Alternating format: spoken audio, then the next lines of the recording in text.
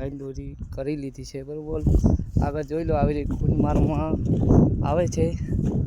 જો અમારા સુરેશ જો લાઈન દોરી લઈ રહ્યા છીએ પછી ખાડા ચાલુ કરવાના છે આપણે. તો જો દોરી મારી છે એટલે લાઈનમાં આવે ખાડા બધા આડાવાળા થાય નહીં એટલા માટે દોરી મારવી પડે. પછી જો માપીને 10 ફૂટે ખાડો ચાલુ કરી દઈશું. જો સામે અમારા ભરતભાઈ દોરી ખેંચી રહ્યા છે.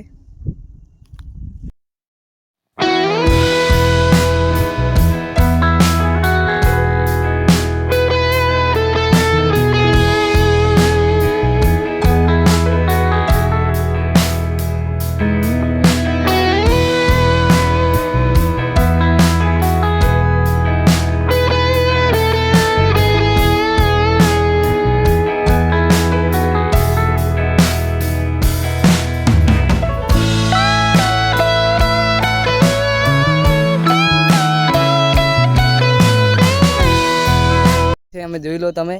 અને આ ધોકે હવે ઉપાડવાના છે કેમ કે લેવલ કરવા માટે એ ધોકો છે અમારી જોડે.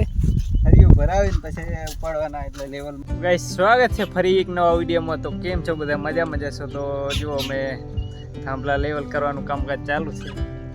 અને અરે આપણે રવિભાઈ આજ તો તાપ ખતરનાક ગરમી રહેવાયું જ નથી આજ તો એ કામ ચાલુ છે. જો અમે અત્યારે છાંયે બેઠા છીએ અને જો આ બાજુ કલર કામ ચાલુ છે પાછળ. તમને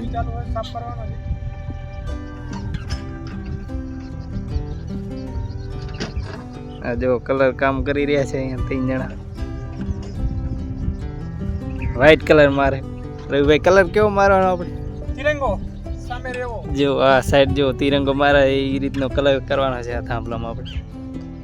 જો વ્હાઈટ કલર લાગી ગયો છે અને પાછળ કેસરી કલર પણ લાગી ગયો છે અડધા સુધી. અને આ બધું જો જેસીબી ચાલુ છે કામકાજ સાફ કરવાનું. કામકાજ બહુ મોટું છે મિત્રો. જો તમને દેખાતો હોય તો અહીંયાથી બધા ચાર ઉપર બતાવું તમને.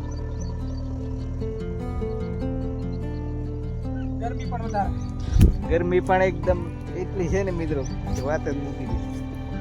તો જો અમે તો આવી ગરમીમાં અમે સાંયે બેઠા એ બોલો.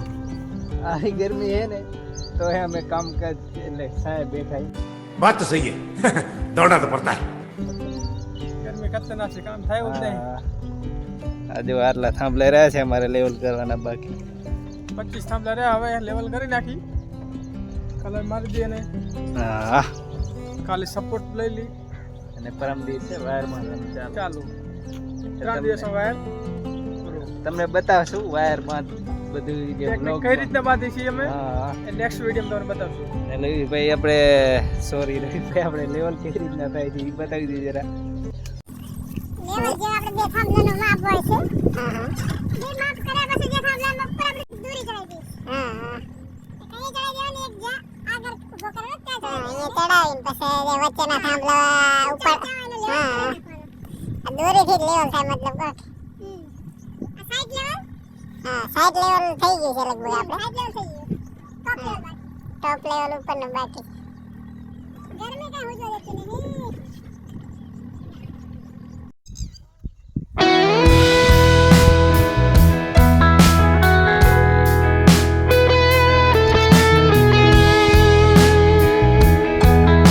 જો સપોર્ટ મારી છે રવિભાઈ. શું કહો? સપોર્ટ મારવાનું ચાલુ છે. અને વાયર બાંધવાનું કાલ ચાલુ. હા જો સપોર્ટ આ રીતે મારવાનું ચાલુ છે ને. બાકી જો પાછળ તિરંગો પણ લાગી રહ્યો છે કલર પાછળ. બાકી તો જે લીલો કલર એ પાછળ મારતા આવી રહ્યા છે લોકો. અને જો અમે આગળ સપોર્ટ મારતા જઈએ છીએ.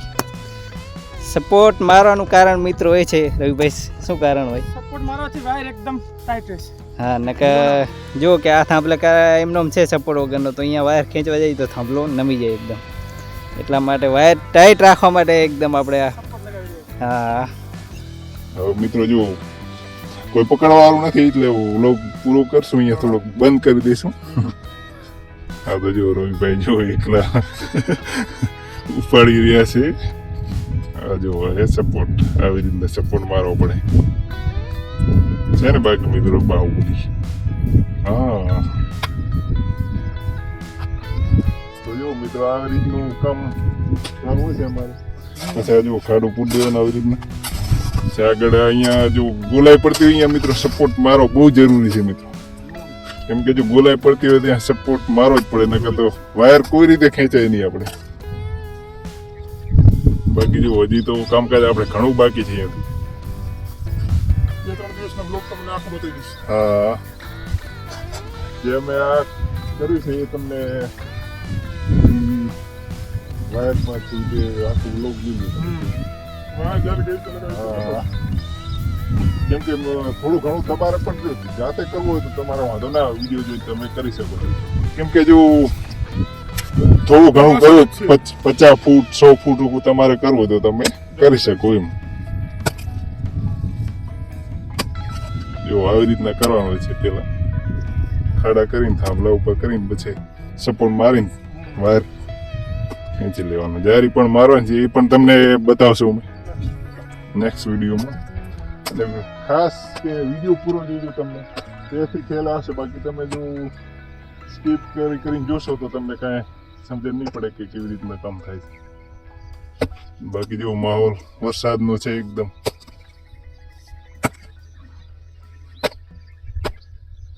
બાકી તો કાંઈ કેવું નથી વધારે સબસ્ક્રાઇબ કરતા જજો બીજું તો કાંઈ નથી કહેવાનું લાઈક સબસ્ક્રાઇબ જરૂરથી કરજો તેથી देखो ऐसा मसाला आपने कभी भी नहीं देखा होगा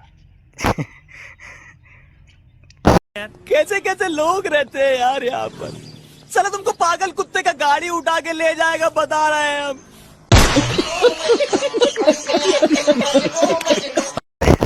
आधा रेड आधा येलो चलो मसाला खाई लो